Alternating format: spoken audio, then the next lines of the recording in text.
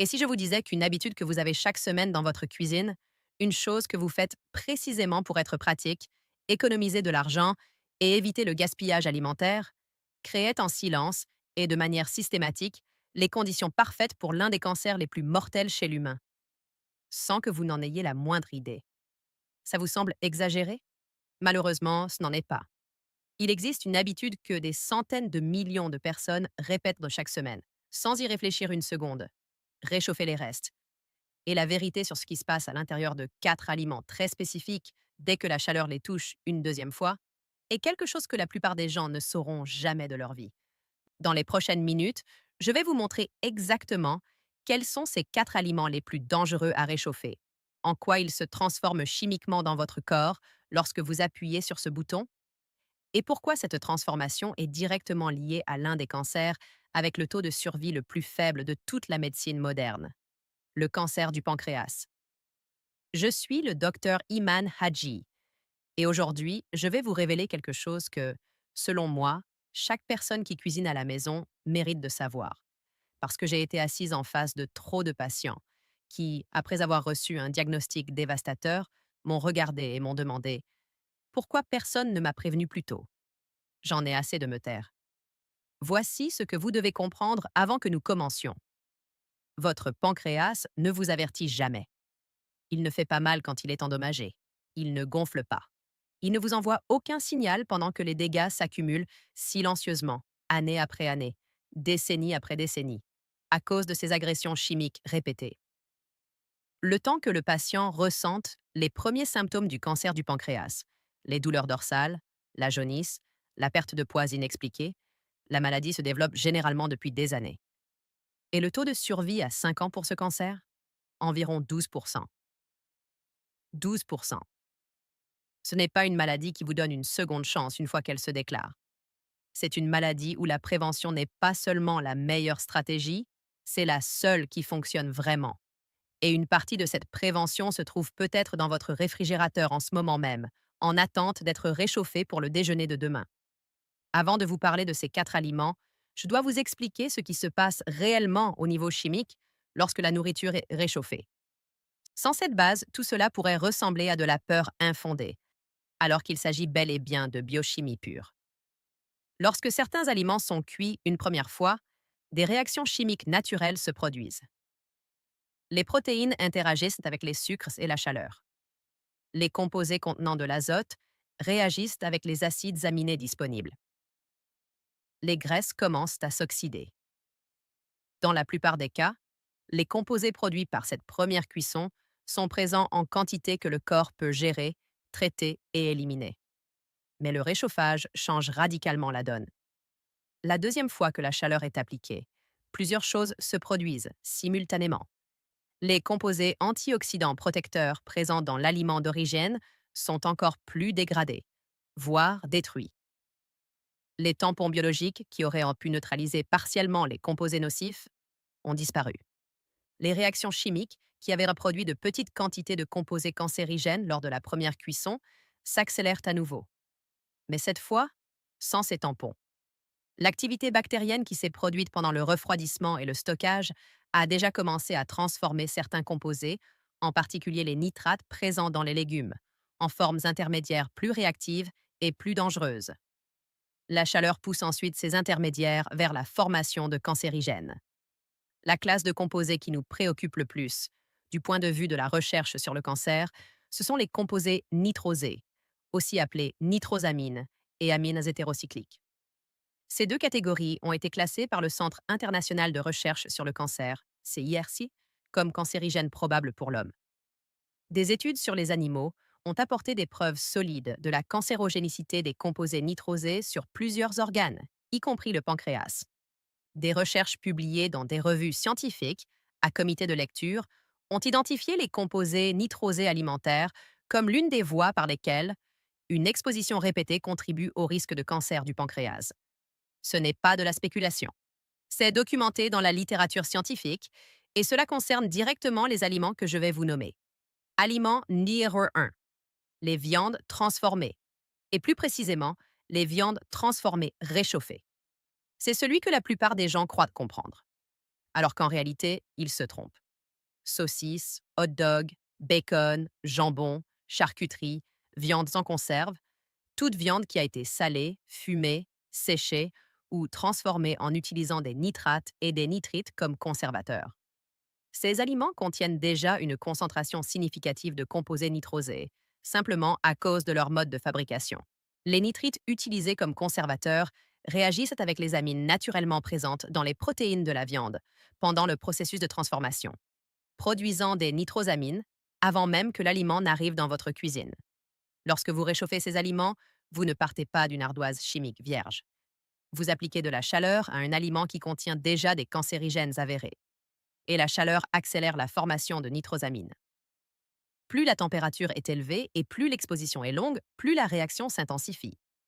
Faire revenir ou réchauffer des viandes, transformées à haute température, comme au micro-ondes, produit une concentration beaucoup plus élevée de nitrosamines que l'aliment d'origine. Des recherches examinant ce mécanisme précis, les composés nitrosés alimentaires et le risque de cancer du pancréas, ont montré qu'une consommation élevée de ces composés était associée à un risque accru de cancer du pancréas. Les études sur la consommation de viandes rouges et transformées ont proposé plusieurs mécanismes, les liant au cancer du pancréas, avec les amines hétérocycliques, les hydrocarbures aromatiques polycycliques et les composés nitrosés produits par la cuisson à haute température, identifiés comme des mutagènes clés. La vérité pratique est la suivante. Les viandes transformées contiennent leurs propres précurseurs cancérigènes intégrés. Les cuire une première fois est déjà un événement chimique. Les réchauffer à haute température, c'est ajouter du carburant à une réaction qui n'aurait jamais dû être encouragée. Si vous allez manger ces aliments, et je ne vous dis pas de ne jamais en manger, mangez-les une seule fois, frais, cuits une seule fois, et ne les réchauffez jamais au micro-ondes à puissance élevée. Aliment numéro 2. Les épinards et autres légumes-feuilles riches en nitrates. Celui-ci surprend le plus les gens. Ils choisissent avec les épinards précisément parce que c'est sain. Ils en ajoutent partout précisément parce que les conseils nutritionnels qu'ils reçoivent d'Ashton depuis des décennies sont justes. Les épinards sont réellement riches en fer, en folate, en vitamines et en antioxydants. Et puis, ils réchauffent les restes d'épinards du dîner et annulent une partie importante de ces bienfaits nutritionnels, tout en déclenchant exactement le processus chimique qu'ils essayaient d'éviter. Voici ce qui se passe. Les épinards contiennent des nitrates naturels, des composés qui, dans les épinards frais, sont totalement inoffensifs, voire bénéfiques pour la tension artérielle et la fonction cardiovasculaire. Mais lorsque les épinards sont cuits, puis laissés à refroidir et à reposer, même au réfrigérateur, l'activité bactérienne et les réactions enzymatiques à l'intérieur du légume cuit commencent à transformer ces nitrates en nitrites. Cette conversion se produit en continu pendant le stockage. Plus les épinards cuits restent longtemps, plus ils contiennent de nitrites. Lorsque vous les réchauffez, deux choses se produisent. La chaleur accélère encore la formation de nitrites. La chaleur provoque également une réaction entre ces nitrites et les acides aminés présents dans les épinards, produisant des nitrosamines. Une étude publiée dans la revue Foods a expressément mis en garde contre le fait de conserver des épinards bouillis plus de 12 heures à température ambiante, précisément à cause de cette voie de conversion directe nitrite, nitrosamine. La même chose s'applique à d'autres légumes riches en nitrates, céleri, betterave, chou kale et carottes. Le céleri en particulier contient des concentrations extrêmement élevées de nitrates. Lorsque le céleri est cuit dans des soupes ou des ragoûts, puis réchauffé à plusieurs reprises, comme cela arrive constamment en cuisine maison, chaque cycle de réchauffage accélère la conversion nitrite, nitrosamine. Le Centre international de recherche sur le cancer, CIRC, de l'Organisation mondiale de la santé, a confirmé que les nitrosamines dans les aliments sont des cancérigènes avérés, liés aux cancers gastro-intestinaux et du pancréas. L'ironie est parfaite. Le légume que vous réchauffez précisément parce qu'il est sain se transforme chimiquement en quelque chose qui agit contre la protection qu'il était censé apporter. La solution la plus sûre est simple. Cuisinez les épinards et les légumes-feuilles frais, en quantité que vous mangerez immédiatement. Si vous avez des restes d'épinards cuits, mangez-les froids dans une salade le lendemain, plutôt que de les réchauffer. Le froid n'active pas la réaction de formation de nitrosamine. La chaleur, si. Si vous êtes arrivé jusqu'ici, c'est que ce sujet vous intéresse vraiment. Vous voulez savoir la suite. Pourtant, la plupart des spectateurs aiment ce genre de contenu, font défiler, et passent à autre chose sans s'abonner. Et du coup, ils ratent tout ce qui suit. Si cette vidéo a du sens pour vous, si connaître ces 4 aliments va changer votre façon de cuisiner cette semaine, abonnez-vous. Ça prend une seconde. Si vous ne le faites pas, vous allez probablement oublier que cette chaîne existe et rater beaucoup de conversations importantes à venir.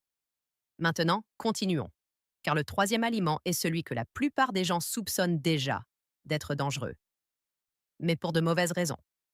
Aliment numéro 3, les huiles de cuisson. Et plus précisément, les huiles déjà chauffées une fois et que vous réutilisez. La plupart des gens savent vaguement que réutiliser l'huile n'est pas idéal. Mais ce que la plupart des gens ne comprennent pas, c'est la chimie précise du pourquoi et comment cette chimie est liée au risque de cancer.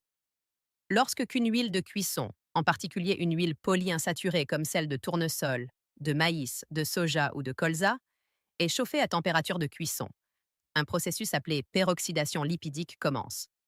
Les liaisons doubles des acides gras polyinsaturés réagissent avec l'oxygène et la chaleur pour produire une cascade de composés oxydés, des aldéhydes, en particulier l'acroléine, le 4-hydroxynonénal, des hydrocarbures aromatiques polycycliques, HAP, et de l'acrylamide, en présence d'aliments riches en amidon. Ces composés sont génotoxiques, c'est-à-dire qu'ils endommagent directement l'ADN. Lorsque cette huile est réchauffée, ou lorsque les aliments frits ou cuits dans cette huile sont réchauffés, le processus d'oxydation reprend là où il s'était arrêté. Chaque exposition supplémentaire à la chaleur aggrave les dégâts. Le point de fumée, la température à laquelle une huile commence à se dégrader visiblement, baisse à chaque utilisation. Cela signifie que l'huile atteint son seuil de dégradation toxique plus rapidement et à des températures plus basses à chaque cycle de réchauffage. La concentration en aldéhyde et en HAP augmente à chaque chauffage. Le CIRC a classé plusieurs des principaux composés produits par le réchauffage répété des huiles, dont l'acrylamide et les hydrocarbures aromatiques polycycliques, comme cancérigènes probables pour l'homme. Des recherches sur la formation des amines hétérocycliques, des HAP et de l'acrylamide, dans les aliments cuits ont montré que la température et la durée de cuisson sont les principaux facteurs déterminant la quantité de ces composés produits. Chaque fois que vous réchauffez des aliments frits, frites, poulet frit, beignets ou tout ce qui a été cuit dans l'huile, vous appliquez une chaleur supplémentaire à un aliment qui baignait déjà dans une huile ayant subi au moins un cycle d'oxydation précédent. Le risque spécifique lié au réchauffage des aliments frits, par opposition à la simple friture à haute température, est le suivant. Lorsque des aliments frits sont réchauffés, surtout au micro-ondes, la température de surface devient inégale. Certaines zones de l'aliment sont carbonisées à très haute température, tandis que d'autres à peine tiédies. Les zones carbonisées produisent dans les concentrations les plus élevées des 3 classes de composés, amines hétérocycliques, AH, hydrocarbures aromatiques polycycliques, HAP, et acrylamide. Vous ne remarquez peut-être même pas cette carbonisation, car elle se produit à un niveau microscopique, qui ne produit pas toujours un brunissement visible. La solution la plus sûre? Ne réchauffez pas les aliments frits. Mangez-les une seule fois, frais, juste après la cuisson. Si vous devez les réchauffer, utilisez un four à température modérée qui réchauffe l'aliment de manière homogène, plutôt que de carboniser certaines zones. Ne réutilisez jamais l'huile de friture. Jetez-la après une seule utilisation. Aliment né 4. Le riz. Et celui-ci est différent des 3 précédents sur un point crucial. Le risque lié au riz réchauffé n'est pas principalement cancérigène au même sens chimique direct que les 3 aliments précédents. Le risque vient d'une toxine bactérienne résistante à la chaleur, ce qui signifie que le réchauffage ne la détruit pas, et qui a des liens documentés avec l'inflammation intestinale, elle-même un facteur de risque connu pour les cancers gastro-intestinaux en cas d'exposition répétée sur le long terme. Lorsque le riz cuit est laissé à température ambiante, et les recherches montrent que cela arrive routinièrement dans les foyers qui cuisinent le riz en grande quantité, une bactérie appelée Bacillus cereus commence à se multiplier. Ces spores survivent au processus d'ébullition initiale et restent dormantes dans les grains cuits. Cette bactérie produit 2 types de toxines. L'une provoque des vomissements en quelques heures. L'autre provoque des diarrhées, et est produite spécifiquement pendant la phase de stockage, et non après le réchauffage. Le point critique que la plupart des gens ignorent est le suivant. Lorsque vous réchauffez le riz, vous tuez la bactérie. Mais les toxines qu'elle a déjà produites sont résistantes à la chaleur. Elles survivent à un réchauffage complet au micro-ondes. Elles survivent à un réchauffage sur la plaque de cuisson. La bactérie a disparu. Les toxines, elles, restent dans la nourriture. À court terme, ces toxines provoquent des nausées, des vomissements, des douleurs abdominales et des diarrhées, désagréables, mais sans gravité. À long terme, et c'est là le lien que la plupart des gens n'entendent pas jamais, une exposition répétée à faible dose à ces toxines bactériennes provenant d'un riz mal conservé et réchauffé contribue à une inflammation intestinale chronique. Or, l'inflammation chronique du tractus gastro-intestinal est l'une des voies les plus documentées menant aux cancers gastro-intestinaux. Chaque fois que la muqueuse intestinale est irritée par ces toxines bactériennes résistantes à la chaleur, la réponse inflammatoire laisse des micro-lésions. Sur des années, voire des décennies d'exposition hebdomadaire, ces dégâts accumulés créent un environnement cellulaire dans lequel le cancer peut se développer. Ce n'est pas hypothétique. Le lien entre inflammation intestinale chronique et cancers gastro-intestinaux est l'un des résultats les plus reproduits en épidémiologie du cancer. Le protocole pour le riz est simple et précis. Après la cuisson, refroidissez le riz rapidement, en moins d'une heure, et réfrigérez-le. Ce refroidissement rapide empêche la température de rester dans la zone de croissance bactérienne assez longtemps pour une production significative de toxines. Conservez-le au réfrigérateur pendant un maximum de 24 heures. Lorsque vous le réchauffez, faites-le une seule fois et assurez-vous qu'il soit brûlant à cœur, pas juste tiède au centre. Ne réchauffez jamais le riz une deuxième fois. Cuisinez le riz en plus petite quantité pour éviter les restes. Si vous avez l'habitude de cuisiner le riz en grande quantité pour gagner du temps, changez cette habitude. Le temps économisé ne vaut pas le risque cumulé d'une exposition hebdomadaire aux toxines bactériennes sur des décennies. Synthèse. 4 aliments, 4 mécanismes, un principe unificateur. Rassemblons tout cela car je veux que vous quittiez cette vidéo avec une image claire et précise. Pas de l'anxiété, mais de l'information. Les viandes transformées réchauffées produisent des nitrosamines, composés nitrosés que la recherche a spécifiquement liés au développement du cancer du pancréas et que le CIRC classe comme cancérigène probable pour l'homme. Les épinards et légumes-feuilles riches en nitrates réchauffés transforment leur nitrate naturel en nitrite, puis en nitrosamine, via une réaction accélérée par la chaleur, mais totalement évitable en les mangeant froids ou en les cuisinant frais.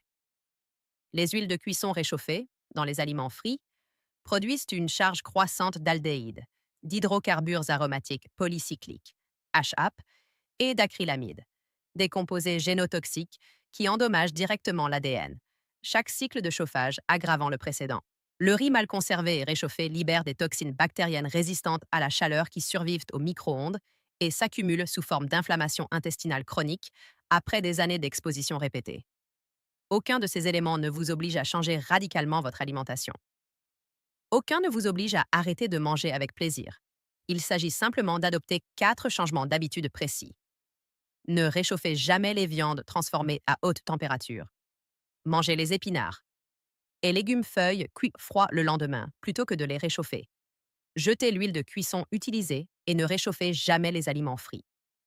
Refroidissez le riz rapidement, réfrigérez-le dans l'heure et réchauffez-le une seule fois jusqu'à ce qu'il soit brûlant à cœur. Voilà le résumé pratique. Ces 4 changements, appliqués de manière consistante à vos habitudes culinaires hebdomadaires, réduisent significativement votre exposition à la classe spécifique de composés que les chercheurs et les oncologues associent au cancer ayant les taux de survie les plus faibles. Maintenant, dites-moi quelque chose dans les commentaires. Lequel de ces 4 aliments vous a le plus surpris? Parce que la réponse que je reçois le plus souvent de la part des spectateurs me dit exactement où se situe le plus grand vide en matière d'éducation publique. Et cela influence toutes les vidéos que je réalise ensuite. Votre commentaire compte plus que vous ne le pensez. Si cette vidéo vous a apporté quelque chose qui va réellement changer votre façon de cuisiner cette semaine, partagez-la. Pas pour cette chaîne. Pour cette personne dans votre vie qui réchauffe ses saucisses restantes chaque matin sans jamais se soucier de la chimie qu'elle ingère en même temps. Ce partage pourrait être la chose la plus utile que vous ferez pour sa santé aujourd'hui. Abonnez-vous pour plus de conversations honnêtes sur ce que la science dit réellement des choix alimentaires qui comptent. La prochaine fois, nous aborderons les 5 aliments du petit déjeuner qui sont routinièrement présentés comme sains, alors que les recherches suggèrent de plus en plus qu'ils font l'inverse, en particulier pour les adultes de plus de 60 ans. Une dernière chose, et elle est importante. Tout ce que j'ai partagé aujourd'hui est basé sur des recherches publiées en biochimie, en sciences alimentaires et sur les travaux documentés d'organisations internationales de recherche sur le cancer. Il s'agit d'informations éducatives et non de conseils médicaux personnalisés pour votre situation. Le lien entre les cancérigènes alimentaires et le risque de cancer est bien établi dans la littérature scientifique. Mais le cancer est une maladie complexe et le risque individuel dépend de nombreux facteurs que je ne connais pas à votre sujet. Si vous avez des préoccupations concernant le risque de cancer ou votre alimentation, parlez-en à votre médecin, qui connaît votre historique médical. Je suis le docteur Iman Haji. Protégez votre santé avec les informations que votre cuisine n'a jamais livrées.